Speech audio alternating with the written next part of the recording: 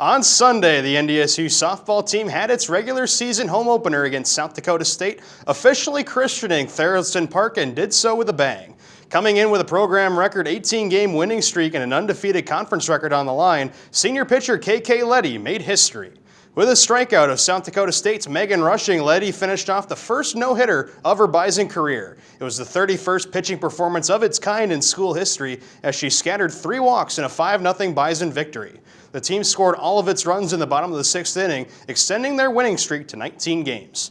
NDSU would win the second game of Sunday's doubleheader 1-0 behind freshman Paige Vargas's third complete game shutout of the season to run the streak to 20. Prior to Monday's series finale, Leddy was yet again named Summit League Pitcher of the Week, earning the award for the 4th time. Leddy started the series finale but would not finish it as the Jackrabbits used a 5-run 6th inning to take down the Bison 6-2 with all runs charged to Leddy.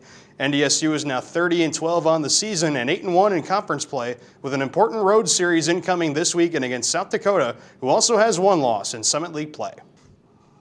Following a 3-game sweep of the last-place Purdue-Fort Wayne Mastodons the previous weekend and a hard-fought walk-off loss to Minnesota earlier in the week, the NDSU baseball team had a chance to earn another series victory against South Dakota State last weekend. The games had to be played in Omaha, Nebraska due to expected weather conditions in Brookings.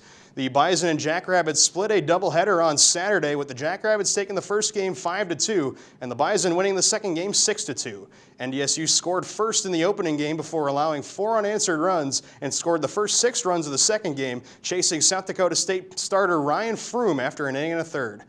In the series finale, Peter Brookshaw's sacrifice fly in the 9th inning gave the Bison a 7-5 lead, but the Jackrabbits would respond with a game-tying 2-run home run by Josh Falk to send the game to extra innings. NDSU would come right back with a 2-run home run by Jace McLean, but a game-winning single by Braden Brown capped off a 3-run rally in the bottom of the 10th as South Dakota State sent NDSU to its 5th walk-off loss of the season.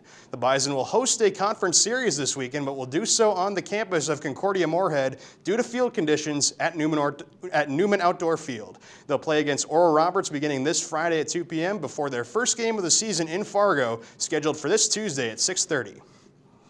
In basketball news, per a release earlier this month, 3 of the possible 10 members of the Summit League All-Academic team are Bison, the most of any university in the conference. Representing the NDSU men's team for this distinction are sophomore forward Rocky Cruiser and junior guard Jared Samuelson. This is the 5th consecutive year for the Bison to have multiple selections to the All-Academic team in men's basketball. Also, sophomore guard Michelle Geislerova was named to the women's team, becoming just the 2nd Bison representative on the team in school history.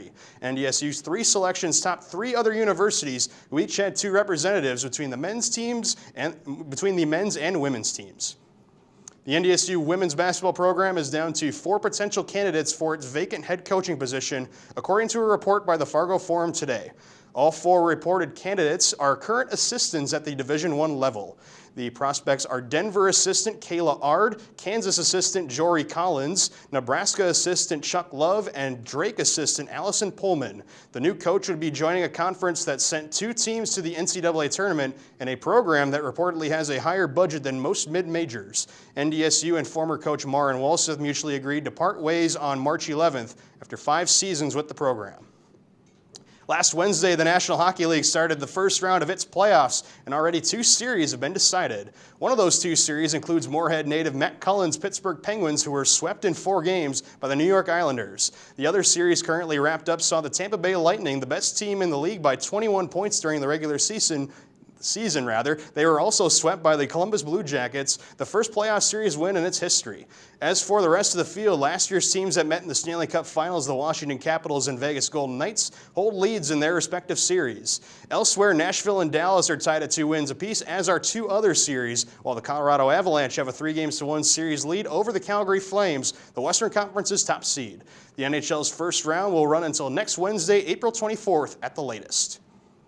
And finally, last weekend, the NBA's playoffs also kicked off with some largely unexpected results in their first round. Most notably from the league's Eastern Conference, the first day featured the Brooklyn Nets upsetting the Philadelphia 76ers and the Toronto Raptors falling to the Orlando Magic.